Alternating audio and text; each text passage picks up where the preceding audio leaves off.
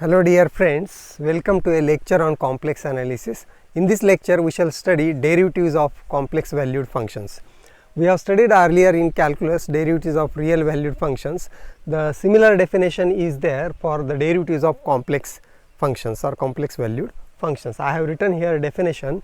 First we shall see the definition and then we shall solve some examples also. The definition is, let f of z be a function whose domain of definition contains neighborhood of point z naught, that is epsilon neighborhood we have written, mod z minus z naught is less than epsilon. The derivative of f of z at this point z naught is this limit, is the limit denoted by f dash of z naught is equal to limit z tends to z naught of f of z minus f of z naught divided by z minus z naught, and the function is said to be differentiable if this limit exists. So, derivative is a kind of limit, and how the limit is taken, f is a function. We may see this figure. Suppose this is the domain of f, and in this domain there is a point z naught, and here is z. So, z is in epsilon neighborhood of z naught. Or z, we will consider the limit as z approaches z naught, and what is the image? The function is f of z, and therefore its image of z will be f of z.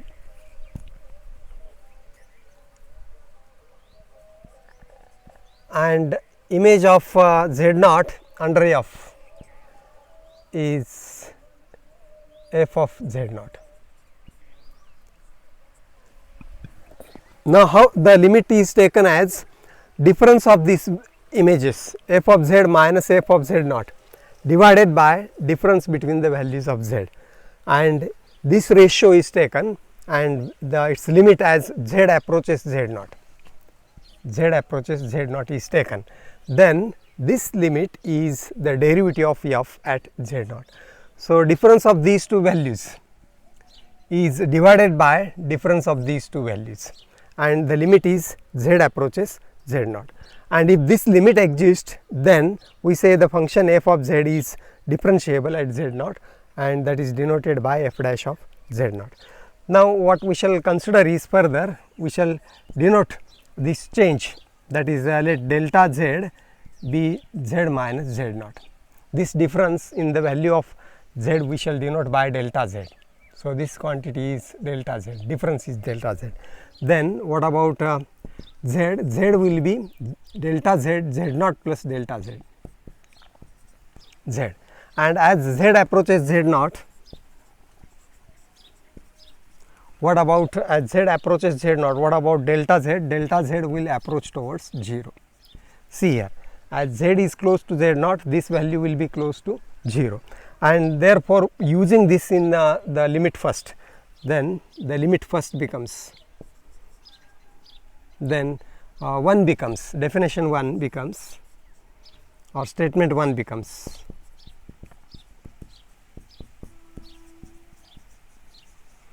see f dash of z naught, f dash of z naught is, or I shall write here,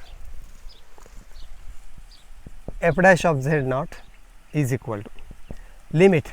Now, we will change the limit by delta approaches z naught by delta z tends to 0, limit delta z tends to 0 of f of z, z is, see, z naught plus delta z minus f of z naught divided by, and this quantity is delta z.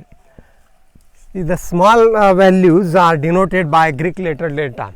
Earlier in the definition of limit we have used small delta as this one, and instead of small delta here capital delta is used. This is small delta Greek letter and this is capital. So, these are used, these Greek letters or delta quantity used, delta is used to denote smaller quantity, and thus the change in z is denoted by delta z. So, this is change in z, and we denote it by, instead of small delta we are denoting this by capital delta, that is the change in notation. So, you should, we in mathematics we use many notations, and we should not confused between these notations, and we should be familiar or friendly with these notations, and we have to understand what is the meaning of this. Delta, here sigma is epsilon is used because we are going to use delta further, and therefore here the neighborhood is denoted by sigma. So that means it is a plane figure we have considered. It is not necessary that this is the real numbers, but it is the disk, and z will approach z naught in any direction, and therefore we have denoted this difference, increment in z, by capital delta Z instead of small delta, and thus this can be taken as another definition of derivative. So further also we shall drop this suffix z naught and write this as only z. If we write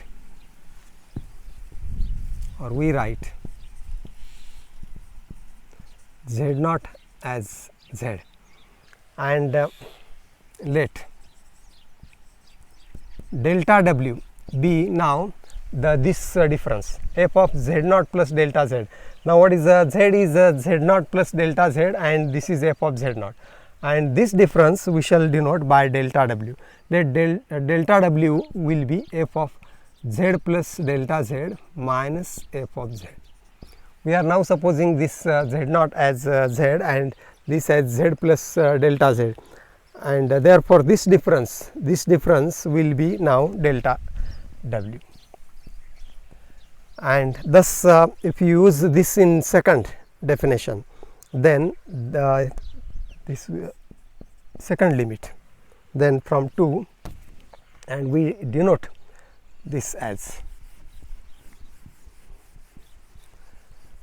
thus the right side of this 2 will be, then equation 2 becomes, equation 2 can be written as, or we in equation 2 we write limit f dash of z naught as limit delta z tends to 0, and what is this? This is we are writing delta w. We are writing z naught as z, and therefore the numerator will be delta w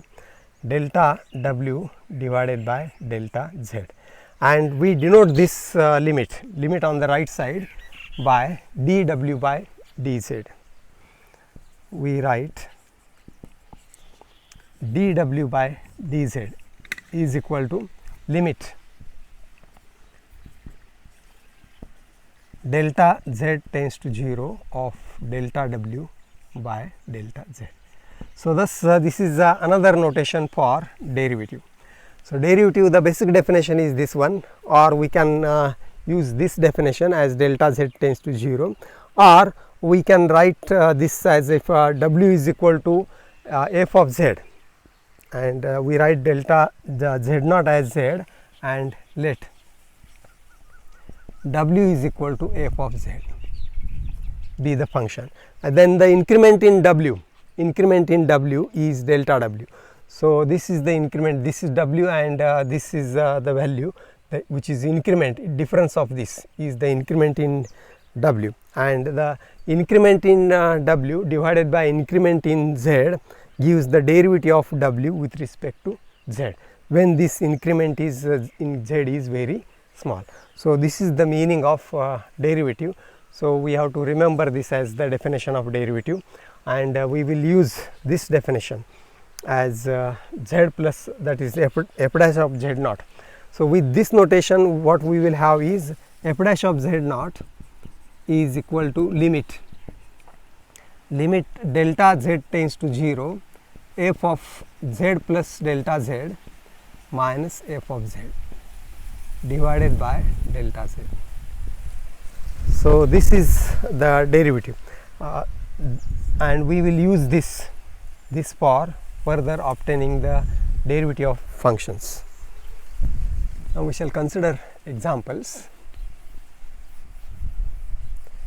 Let w is equal to to obtain derivative. So the definition is exactly similar that we have studied in calculus. So in calculus what we have denoted is y is function of f of x, then the derivative of y is denoted by dy by dx.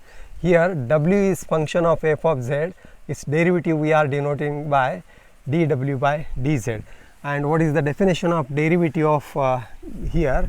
We have denoted this as f dash of x is equal to limit h tends to 0 f of x plus h minus f of x divided by h. And here we are writing this as f dash of the z, f dash z, or here the point is z.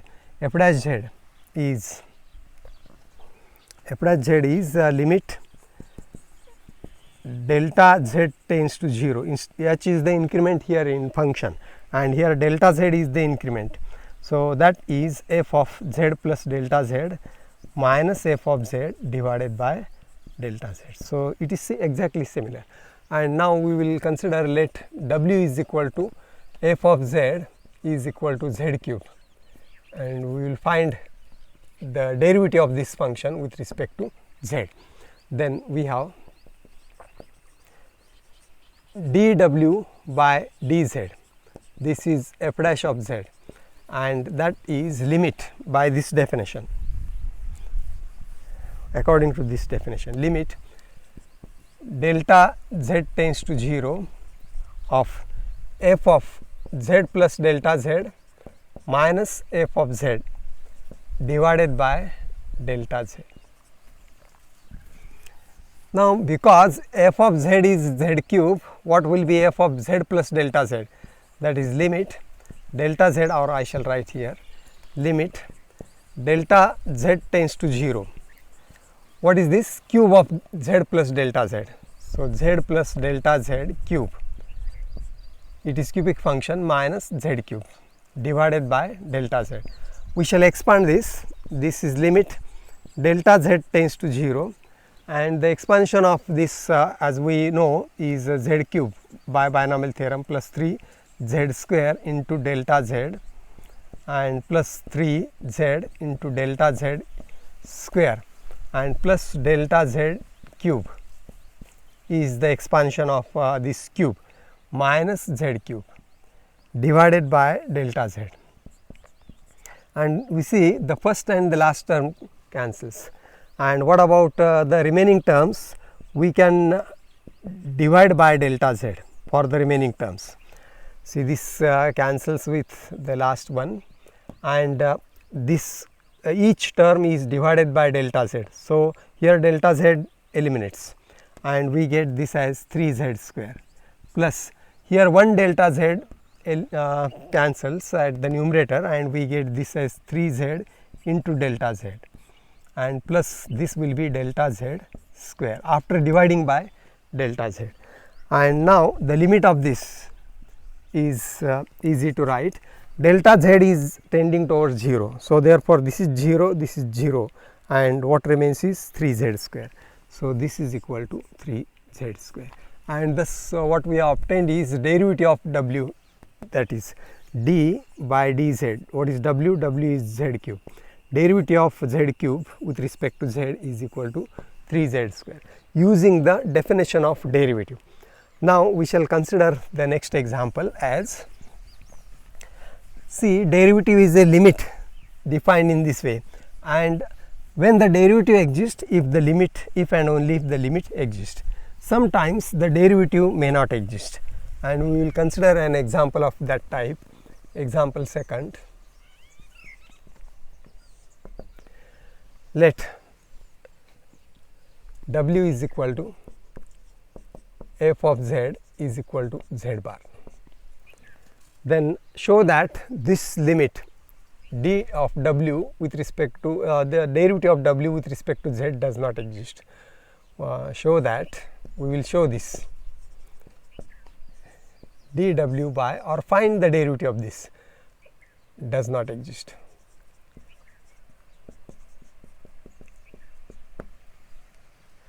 And now we use the same definition of the derivative, and or this dw by dz, this is delta w and this is delta z.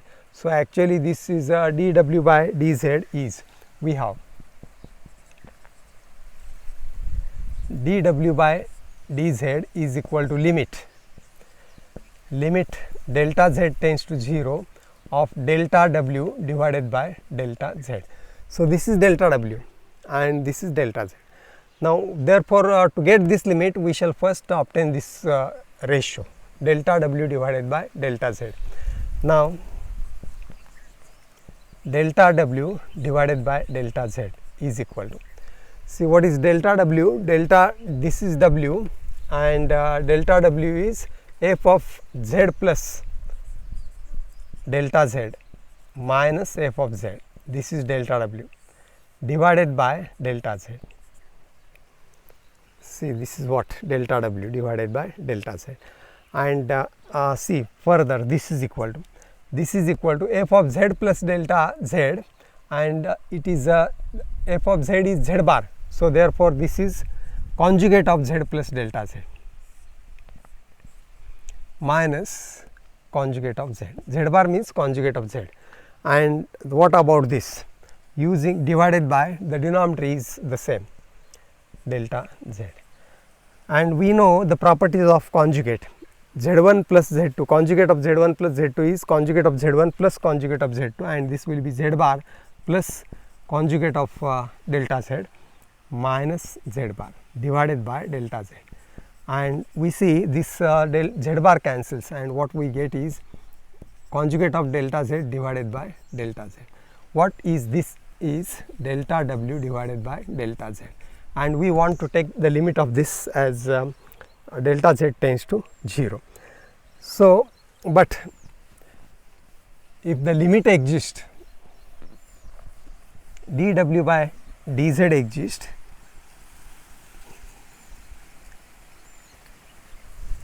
now if limit delta z tends to 0 of delta w by delta z exists, then delta z will approach towards 0 in any manner or any direction, and not a particular one. So this we have seen earlier also. So here what we shall assume is, let delta z is equal to delta x delta y. Z is function of x and y, and or that means it is delta x plus I into delta y. And first we shall assume, let delta x be a point on real axis, and that will be delta x comma 0 be a point, or this means delta x, this is real part, delta x plus I into 0 be a point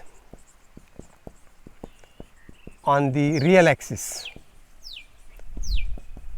and delta z approaches 0 0. So in this case what will be the quotient delta z by delta w by delta z that we shall obtain. In this case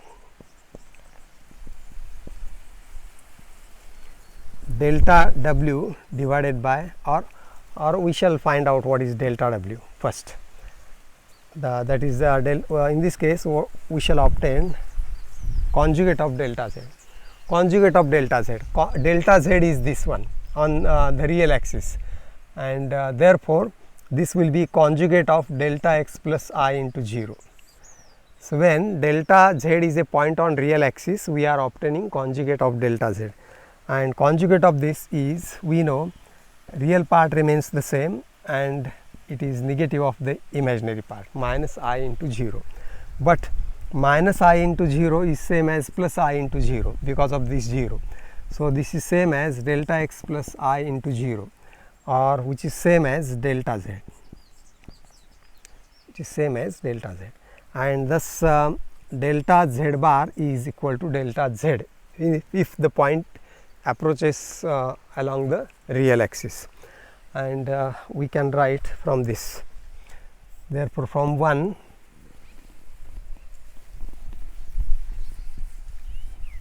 the limit will be from 1 dw by dz, derivative of w with respect to z is limit delta z tends to 0 of this delta z bar divided delta, that is conjugate of delta z divided by delta z, and conjugate of delta z is same as delta z. So, limit delta z tends to 0 delta z divided by delta z because of this, and what is delta z divided by delta z? It is 1. So, the limit is, the derivative is 1 in this case. Now, what we shall further suppose that delta z approaches 0 along imaginary axis. Let delta z is equal to 0 comma delta y, or that means 0 is real part and delta y is imaginary part. Be a point on the imaginary axis.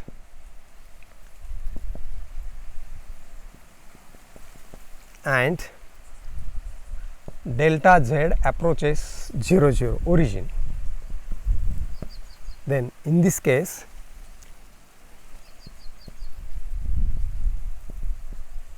what we shall obtain is conjugate of delta z. Conjugate of delta z means conjugate of this 0 plus I delta y, conjugate of this, and in conjugate we know the sign of the imaginary part changes, real part remains same, and this we can write as minus 0 minus I delta y. So, not minus but plus. See, minus 0 plus 0 is the same, and it is minus I delta y, and what is this? This is again delta z.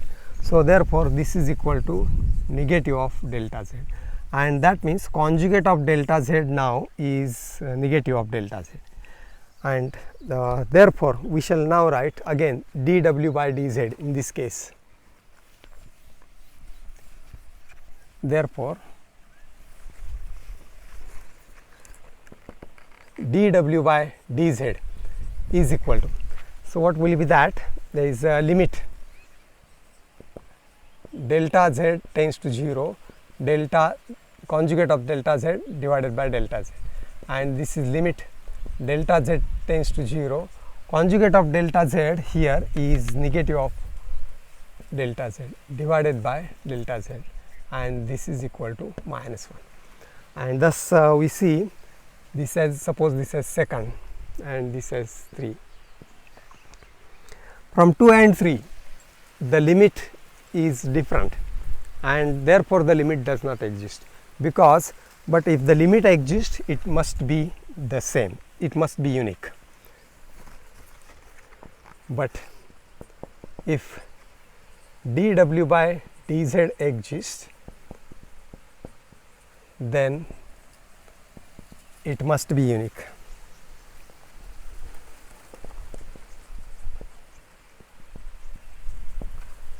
Therefore, from 2 and 3 we conclude that dw by dz does not exist.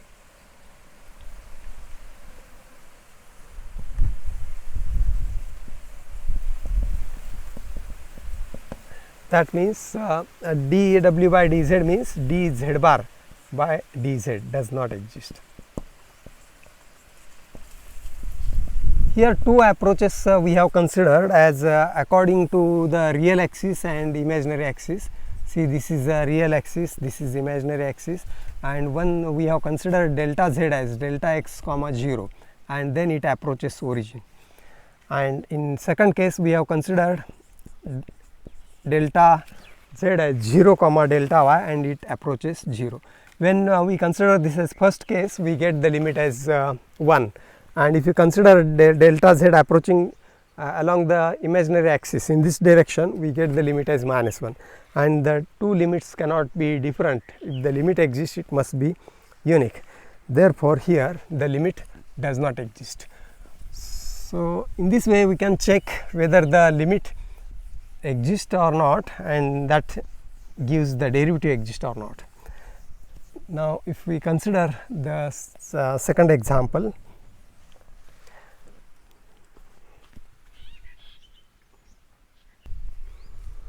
so further examples we will consider in our next lecture, and also in our next lecture we shall see the relation between continuity and differentiability. So, thus in this lecture we have defined derivative, and we have considered two examples, for one for existence of derivative, and the second says the derivative does not exist. Thank you for watching the lecture.